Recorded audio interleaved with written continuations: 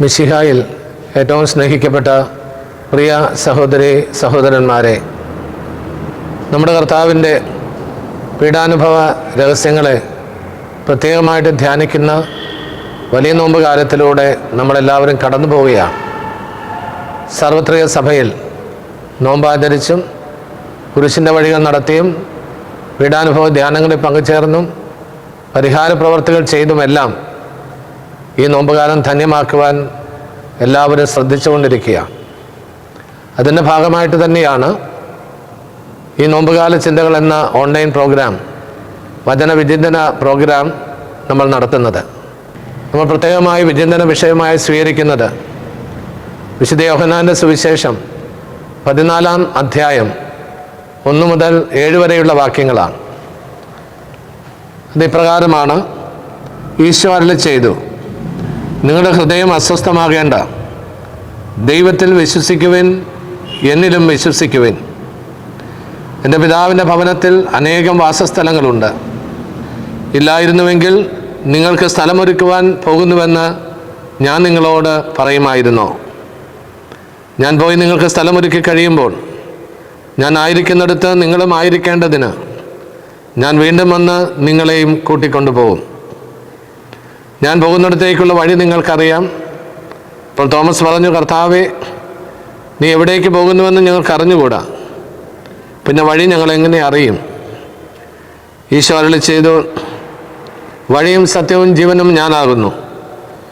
എന്നിലൂടെ അല്ലാതെ ആരും പിതാവിൻ്റെ അടുക്കലേക്ക് വരുന്നില്ല. നമ്മുടെ കർത്താവ് ഈശോ മിശിഹായ്ക്ക് സ്തുതി. മിശിഹായിൽ പ്രിയപ്പെട്ടവരെ, നമ്മുടെ കർത്താവിൻ്റെ അന്ത്യത്താഴ വേളയിൽ സംഭവിച്ച കാര്യങ്ങളുടെ വിവരണം വിശുദ്ധ യോഹന്നാൻ സുവിശേഷകൻ 13-ാം അധ്യായം മുതലുള്ള ഭാഗത്ത് വളരെ വിശദമായി രേഖപ്പെടുത്തിയിട്ടുണ്ട്.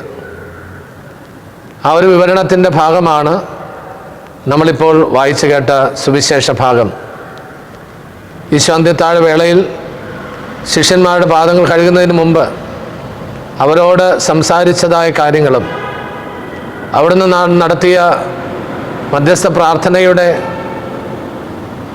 വിശദീകരണവും എല്ലാം ഉൾക്കൊള്ളുന്നതാണ് ഈ സുവിശേഷ ഭാഗങ്ങളും അധ്യായങ്ങളും. ഇന്നത്തെ സുവിശേഷത്തിൽ പ്രധാനമായും 2 കാര്യങ്ങൾ നമ്മുടെ വിചിന്തനത്തിന് വിഷയമാകേണ്ടതുണ്ട്.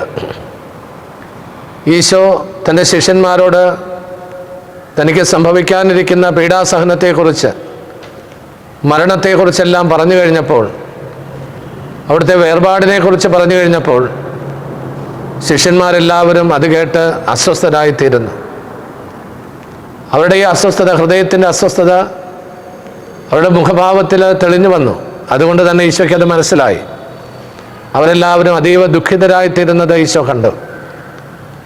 ഈ ഒരു പശ്ചാത്തലത്തിലാണ് ഈശോ ശിഷ്യന്മാരോട് പറയുന്നത്, നിങ്ങളുടെ ഹൃദയം അസ്വസ്ഥമാകേണ്ട, ദൈവത്തിൽ വിശ്വസിക്കുവിൻ, എന്നിലും വിശ്വസിക്കുവിൻ. ഗുരുനാഥനായ ഈശോ തൻ്റെ കൂടെ നടന്നു തൻ്റെ ശിഷ്യന്മാരായ ആ സ്നേഹന്മാരുടെ വേദന മനസ്സിലാക്കി അവരെ ആശ്വസിപ്പിക്കുവാൻ ശ്രമിക്കുന്ന കർത്താവിനെയാണ് നമ്മളിവിടെ കാണുന്നത്. നിങ്ങളുടെ ഹൃദയം അസ്വസ്ഥമാകേണ്ട എന്ന് പറഞ്ഞ് അവരെ ആശ്വസിപ്പിക്കുന്ന കർത്താവ്. എന്നാൽ ഈ ഹൃദയത്തിൻ്റെ അസ്വസ്ഥത മാറാനുള്ള കാര്യവും ഈശോടെ പറയുന്നു. നിങ്ങളുടെ ഹൃദയം അസ്വസ്ഥമാകേണ്ട, ദൈവത്തിൽ വിശ്വസിക്കുവിൻ, എന്നിലും വിശ്വസിക്കുവിനെന്ന് പറഞ്ഞുകൊണ്ടാണ് അവിടുന്ന് അവരെ ആശ്വസിപ്പിക്കുന്നത്. ഇത് നമുക്കെല്ലാവർക്കും ഒരു പാഠം തന്നെയാണ്. നമ്മുടെ കർത്താവ് നമ്മളെയും ഇതുപോലെ ആശ്വസിപ്പിക്കുക. നമ്മുടെ ജീവിതത്തിൽ വേദനകളും ബുദ്ധിമുട്ടുകളും അസ്വസ്ഥതകളും ആകുലതകളും ഒക്കെ വരുമ്പോൾ നമ്മുടെ ഹൃദയം അസ്വസ്ഥമായിട്ട് തീരും. ആ ആകുലതകളിൽപ്പെട്ട് നമ്മൾ ദുഃഖിതരായിത്തീരും. പക്ഷെ അവിടെയെല്ലാം ഈശോയുടെ വചനം നമ്മൾ ശ്രവിക്കണം. കർത്താവിൻ്റെ ഈ തിരുവചനം നമ്മുടെ ഹൃദയങ്ങളിൽ തെളിഞ്ഞു വരണം. അല്ലെങ്കിൽ നമ്മുടെ ഹൃദയങ്ങൾ മുഴങ്ങി കേൾക്കണം. നമ്മെ ഓരോരുത്തരെയും വിളിച്ച് ഈശോ നമ്മളോട് പറയും, മകനെ, മകളെ, നിന്റെ ഹൃദയം അസ്വസ്ഥമാകരുത്, നീ അതീവ ദുഃഖിതയാകരുത്, ദൈവത്തിൽ വിശ്വസിക്കുക, എന്നിലും വിശ്വസിക്കുക.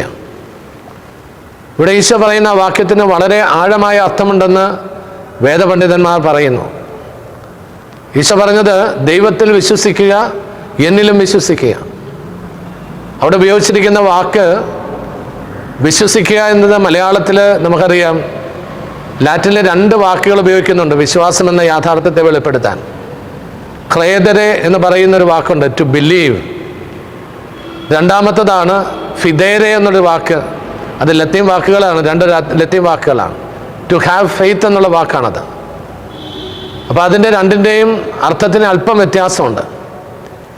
ടു ബിലീവ് എന്ന് പറയുന്നത് ബുദ്ധി കൊണ്ടുള്ള ചില അംഗീകാരങ്ങളാണ്, ബുദ്ധി കൊണ്ടുള്ള അംഗീകരിക്കലാണ്. ഈശോ ദൈവപുത്രനാണെന്ന് ഞാൻ വിശ്വസിക്കുന്നു എന്ന് പറയുമ്പോൾ ഞാൻ എൻ്റെ ബുദ്ധിയിൽ ഈശോ ദൈവപുത്രനാണെന്ന് മനസ്സിലാക്കി അത് അംഗീകരിക്കുക. പക്ഷേ ഈശോയെ ഞാൻ അങ്ങയിൽ ആശ്രയിക്കുന്നു എന്ന് പറയുമ്പോൾ അതൊരു വൈകാരികമായ ബന്ധമായിട്ടാണ് വേദപണ്ഡിതന്മാർ പറയുന്നത്. ടു ഹാവ് ഫെയ്ത്ത്, ഈശോ പറഞ്ഞിരിക്കുന്നത് you should have faith in me, should keep faith in me. അതിന് ഇംഗ്ലീഷിൽ കൊടുത്തിരിക്കുന്ന വാക്ക് ടു ബിലീവ് എന്നാണ് ക്രേദരെ എന്ന വാക്കിൻ്റെ അർത്ഥമെങ്കിൽ ഫിദേരെ എന്ന വാക്കിൻ്റെ അർത്ഥമായിട്ട് പറയുന്നത് ട്രസ്റ്റ് എന്ന വാക്കാണ് ഉപയോഗിച്ചിരിക്കുന്നത്. നമ്മൾ എല്ലാവരും കണ്ടിട്ടുള്ളൊരു ഈശോയുടെ പടമാണ് കരുണയുടെ ഈശോയുടെ പടം. വിശുദ്ധ ഫൗസ്തീനായ്ക്ക് ഈശോ പോളണ്ടുകാരിയായ വിശുദ്ധ ഫൗസ്തീനായ്ക്ക് ഈശോ പ്രത്യക്ഷപ്പെട്ടപ്പോൾ കാരുണ്യസ്വരൂപനായ ഈശോയുടെ രൂപത്തിലാണ് പ്രത്യക്ഷപ്പെട്ടത്. പ്രകാശിതനായ ഈശോ അവിടുന്ന് എൻ്റെ വക്ഷസ് തുറന്നു കാണിച്ചു. അപ്പോൾ അവിടെ നിന്ന് ഹൃദയത്തിൻ്റെ തലത്തിൽ നിന്ന് 2 രശ്മികൾ ഒഴുകുന്നതായിട്ട് അവൾ കണ്ടു. നീല നിറമുള്ള ഒരു രശ്മിയും ചുവന്ന നിറമുള്ള ഒരു രശ്മിയും. ആ 2 രശ്മികൾ ഈശോ പ്രത്യേകിച്ച് ക്രൂശിതനായ കർത്താവിൻ്റെ തിരുവിലാവ് കുന്തം കൊണ്ട് കുത്തപ്പെട്ടപ്പോൾ അവിടുന്ന് രക്തവും വെള്ളവും ഒഴുകി എന്ന് നമ്മൾ കാണുന്നു. യോഹന്നാൻ സുവിശേഷം സാക്ഷ്യപ്പെടുത്തിയിരിക്കുക. അതിൻ്റെ പ്രതിനിധാനമാണ്, ആ വെള്ളത്തിൻ്റെ പ്രതിനിധാനമാണ് നീല നിറമുള്ള, നീലയും വെള്ളയും നിറഞ്ഞ ആ രൂപമുള്ള രശ്മിയും.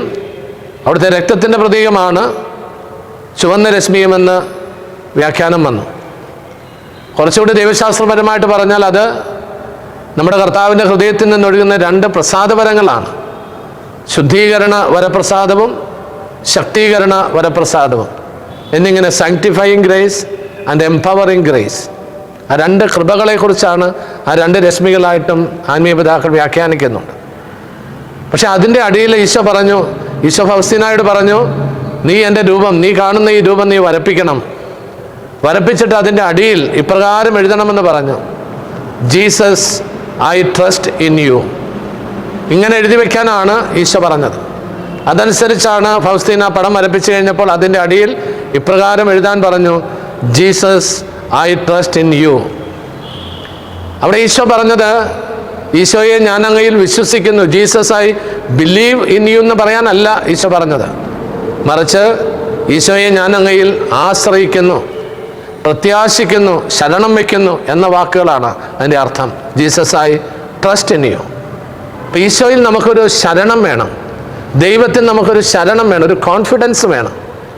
എൻ്റെ കർത്താവ് എന്നെ സംരക്ഷിക്കും, എൻ്റെ കർത്താവ് എന്നെ വഴി നടത്തും, കർത്താവിൻ്റെ ഇടയനാണ്, എനിക്കൊന്നിനും കുറവുണ്ടാവുകയില്ലെന്ന് ദാവീദ് ഏറ്റുപറഞ്ഞ ആ മനോഭാവം, എൻ്റെ കർത്താവിൻ്റെ ഇടയനായിട്ടുള്ളപ്പോൾ എനിക്കൊന്നിനും കുറവുണ്ടാവുകയില്ല, മരണത്തിൻ്റെ താഴ്വരയിൽ കൂടി നടക്കാൻ പോലും ഞാൻ ഭയപ്പെടുകയില്ല എന്ന് പറഞ്ഞ ആ ദാവീദിൻ്റെ ആ മനോഭാവം, ആ ധൈര്യം, ആ ഒരു കോൺഫിഡൻസ് നമുക്കുണ്ടാകണമെന്ന് ഈശോ ആഗ്രഹിക്കുകയാണ്.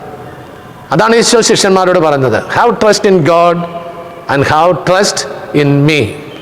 മലയാളത്തിലേക്ക് വരുമ്പോൾ ഇതിന് 2 ഒറ്റ വാക്കായതുകൊണ്ട് വിശ്വസിക്കുക എന്നുള്ള, വിശ്വാസം ഉണ്ടാവുക എന്നുള്ള വാക്കാണ് ഉപയോഗിക്കുക. 2 വാക്കുകളില്ല നമുക്ക്, പക്ഷെ അർത്ഥം ഇതാണ് വ്യത്യാസം.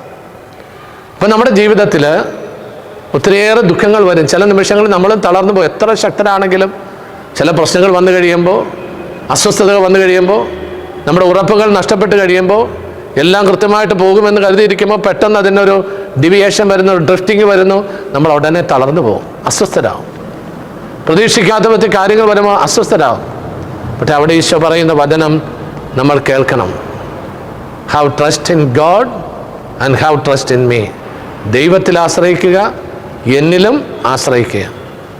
ആ ഒരു ബോധ്യത്തോടു കൂടി ജീവിക്കാൻ ഈശോ നമ്മളെ ഉപദേശിക്കുക. ഇത് നമ്മുടെ ജീവിതത്തിന് ഒരു പാഠമായി നിൽക്കട്ടെ. ഇന്നത്തെ സുവിശേഷം നൽകുന്ന 2ാമത്തെ സന്ദേശം, ഈശോ പറയുകയാണ്, ഞാൻ പിതാവിൻ്റെ അടുക്കലേക്ക് പോവുകയാണെന്ന് പറഞ്ഞു. ഉടനെ ഞാൻ പോകുന്നിടത്തേക്ക് വരാൻ നിങ്ങൾക്ക് ഇപ്പോൾ സാധിക്കില്ലെന്ന് ഈശോ പറഞ്ഞു. ഇതെല്ലാം കേട്ടപ്പോൾ ഉടനെ തോമാശ്ലീഹ ഈശോയോട് ചോദിക്കുകയാണ്, നീ എങ്ങോട്ടാണ് പോകണമെന്ന് ഞങ്ങൾക്കറിയാൻ പാടില്ല, പിന്നെ എങ്ങനെയാണ് വഴി ഞങ്ങളെങ്ങനെ അറിയും? തോമാശ്ലീഹ വളരെ സ്വാഭാവികമായിട്ടാണ് ഈശോയോട് ചോദിക്കുന്നത്. പിതാവിൻ്റെ അടുത്തേക്ക് പോവുക എന്നൊക്കെ പറഞ്ഞപ്പോൾ ഒക്കെ സന്തോഷമുള്ള കാര്യമാണ്, പക്ഷേ എങ്ങോട്ടാണ് പോകണമെന്ന് ഞങ്ങൾക്ക് അറിഞ്ഞുകൂടാ, പിന്നെ വഴി ഞങ്ങൾ എങ്ങനെ അറിയുമെന്ന് തോമാശ്ലീഹ ചോദിക്കുക. അവിടെയാണ് ഈശോ പ്രഖ്യാതമായ ഒരു വചനം നൽകിയത്. വഴിയും സത്യവും ജീവനും ഞാനാകുന്നു, ഞാനല്ല, എന്നിലൂടെ അല്ലാതെ ആരും പിതാവിൻ്റെ അടുക്കലേക്ക് വരുന്നില്ല. അപ്പം ഈശോയാണ് പിതാവിൻ്റെ സന്നിധിയിലേക്കുള്ള യഥാർത്ഥ വഴി. മറ്റു വഴികളൊക്കെ ഉണ്ടാകാം, പക്ഷേ I am the true way to God the father. I am the real way to God the father. പിതാവിങ്കിലേക്കുള്ള യഥാർത്ഥ വഴി, ഉറച്ച വഴി ഈശോയാണ്. അപ്പം ആ യേശുവിലൂടെയാണ് സ്വർഗീയ പിതാവിനെ എല്ലാവരും കണ്ടെത്തുന്നത്. ഇത് നമുക്കൊരു വലിയ പാഠമാണ്. ക്രിസ്തു ശിഷ്യരായി നമ്മൾ യഥാർത്ഥത്തിൽ ഭാഗ്യപ്പെട്ടവരാണെന്ന് ഓർക്കണം. സത്യത്തിൻ്റെ വഴി കണ്ടെത്തിയവർ, ജീവൻ്റെ വഴി കണ്ടെത്തിയവർ, പിതാവിലേക്കുള്ള വഴി കണ്ടെത്തിയവരാണ് നമ്മൾ ഇനി ആ വഴിയെ നടന്നാൽ മതി, യേശുവിൻ്റെ വഴിയെ നടന്നാൽ മതി. ആ യേശുവിൻ്റെ പിന്നാലെ, യേശുവിൽ വിശ്വസിച്ച് അവിടുത്തെ പിന്നാലെ യാത്ര ചെയ്യുന്നവരാണ് നമ്മൾ. ആ വഴി തെറ്റാതിരുന്നാൽ മതി. കർത്താവിൻ്റെ വഴിയിൽ നിന്ന് തെറ്റിപ്പോകാതിരിക്കുക. നമ്മുടെ ജീവിതത്തിൽ പ്രലോഭനങ്ങളുണ്ടാവും, വഴി തെറ്റിക്കുന്ന അനുഭവങ്ങളുണ്ടാവും, തെറ്റായ വഴികൾ ഉപദേശിച്ചു തരുന്നവരുണ്ടാവും. നീ ഇത്രയും നാൾ ഈ വഴിയിലൂടെ നടന്നില്ല, നിനക്ക് എന്ത് ഗുണമുണ്ടായി? വേറെ വഴി നോക്കിക്കൂടെ, വേറെ കാര്യത്തെ ചെയ്തുകൂടെ എന്നൊക്കെ പറഞ്ഞ് നമ്മളെ വഴിതെറ്റിക്കുന്ന പ്രലോഭനമായ ഉപദേശങ്ങൾ നമുക്ക് വരും, സ്വാധീനങ്ങൾ വരും. വഴിതെറ്റി നടക്കുന്നവരുടെ ഉയർച്ചകൾ, പ്രോഗ്രസ്, ഇതെല്ലാം കണ്ട് അതിശയിപ്പിക്കും നമ്മളെ. പക്ഷെ അവിടെയെല്ലാം ഈശോയാണ് പിതാവിലേക്കുള്ള ഏക വഴിയെന്ന ബോധ്യത്തോടു കൂടി ആ യേശുവിൻ്റെ മാർഗം തിരഞ്ഞെടുത്ത് അതിലൂടെ ചരിച്ചു കൊണ്ടിരിക്കുന്നവരായ നമ്മൾ ലക്ഷ്യത്തിൽ നിന്ന് മാറാതെ നമ്മുടെ നേതാവും നായകനുമായ ക്രിസ്തുവിൻ്റെ ആ വഴിയെ ധീരതയോടെ മുന്നേറാൻ ഈ വചനം നമ്മളെ സഹായിക്കട്ടെ. ഈ പ്രലോഭനങ്ങളുടെ മധ്യത്തിലും വഴിതെറ്റിക്കുന്ന സാഹചര്യങ്ങളുടെയും സമ്മർദ്ദങ്ങളുടെയും നടുവിലും വഴിതെറ്റാതെ മുന്നേറാൻ ക്രൂശിതനായ ക്രിസ്തുവിൻ്റെ ആ ഒരു ജീവിത മാതൃക നമുക്ക് പ്രചോദനമായിരിക്കട്ടെ. യേശുവിനെ രക്ഷകനും നാഥനുമായി സ്വീകരിച്ച നമുക്ക് അവിടുത്തെ വചനങ്ങൾ അനുസരിച്ച് ജീവിച്ചുകൊണ്ട് അവിടുത്തെ മാർഗത്തിൽ ചരിക്കാനും അതുവഴി സ്വർഗോന്മുഖമായ നമ്മുടെ ജീവിതത്തെ ഒരിക്കലും വഴിതെറ്റാതെ സുരക്ഷിതമായി കൊണ്ടുപോകാനും വേണ്ട അനുഗ്രഹം ഈ നോമ്പുകാലത്ത് ദൈവത്തോട് നമുക്ക് പ്രാർത്ഥിക്കാം. വേദനകൾ, നമ്മൾ വഴിതെറ്റിക്കുന്ന അനുഭവങ്ങളുടെ മധ്യേ കർത്താവിൻ്റെ കരം പിടിച്ച് കൂടെ നടക്കാനുള്ള ആത്മധൈര്യത്തിന് വേണ്ടിയും നമുക്ക് പ്രാർത്ഥിക്കാം. ദൈവം നമ്മെ അനുഗ്രഹിക്കട്ടെ.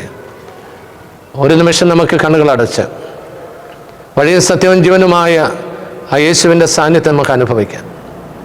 നമ്മുടെ ജീവിതത്തിൻ്റെ അസ്വസ്ഥതകളിൽ, ആകുലതകളിൽ നമ്മെ ഉപദേശിക്കുന്ന കർത്താവിൻ്റെ വചനം, നിങ്ങളുടെ ഹൃദയം അസ്വസ്ഥമാകരുത്, ദൈവത്തിൽ വിശ്വസിക്കുവിൻ, എന്നിലും വിശ്വസിക്കുവിൻ. ആ ബോധ്യത്തോടുകൂടി ജീവിക്കുവാൻ ഈശോയെ സഹായിക്കണമേ. അങ്ങയിൽ ആഴപ്പെട്ട് വിശ്വസിക്കുവാൻ, അങ്ങയിൽ ആശ്രയിക്കുവാൻ, അങ്ങൻ്റെ രക്ഷകനും നാഥനുമായിരിക്കാൻ എനിക്ക് ഒന്നിനും കുറവുണ്ടാവില്ല എന്ന ബോധ്യത്തോടെ ജീവിക്കുവാൻ ഞങ്ങൾക്കിടയാക്കണമേ കർത്താവേ. ഞങ്ങളുടെ ജീവിതയാത്രയിൽ വഴിതെറ്റിക്കുന്ന ശക്തികളിൽ നിങ്ങളെ കാത്തുകൊള്ളണമേ. അങ്ങനെയുള്ള ഉപദേശങ്ങൾ ഞങ്ങളെ സംരക്ഷിക്കണമേ. അങ്ങയിൽ നിന്ന് ഒരിക്കലും അകന്നു പോകാൻ, അങ്ങയുടെ മാർഗത്തിന് വ്യതിചലിച്ച് പോകാൻ അങ്ങ് ഞങ്ങളെ അനുവദിക്കരുത്. കർത്താവിൻ്റെ നാമത്തിൻ്റെ സംരക്ഷണം ഈ മക്കളുടെ മേൽ അയക്കണമേ. ഒരു വഴിതെറ്റിക്കുന്ന എല്ലാ ശക്തികളിൽ നിന്ന് സംരക്ഷിച്ചു കൊള്ളണമേ. അങ്ങയുടെ മാർഗത്തിൽ ധീരതയോടെ മുന്നേറാനുള്ള ശക്തി മറ്റു വിശുദ്ധരുടെ അമ്മയായ മറിയത്തിൻ്റെ മാധ്യസ്ഥം വഴി അവർക്ക് ലഭിക്കട്ടെ. അങ്ങനെ ഞങ്ങളുടെ രക്ഷയുടെ മാർഗത്തിൽ ചലിച്ച് സ്വർഗത്തിലെത്തിച്ചേരുവാൻ ഞങ്ങൾക്ക് എല്ലാവർക്കും ഇടയാക്കണമേ, ഇപ്പോഴും എപ്പോഴും എന്നേക്കും. ആമേൻ.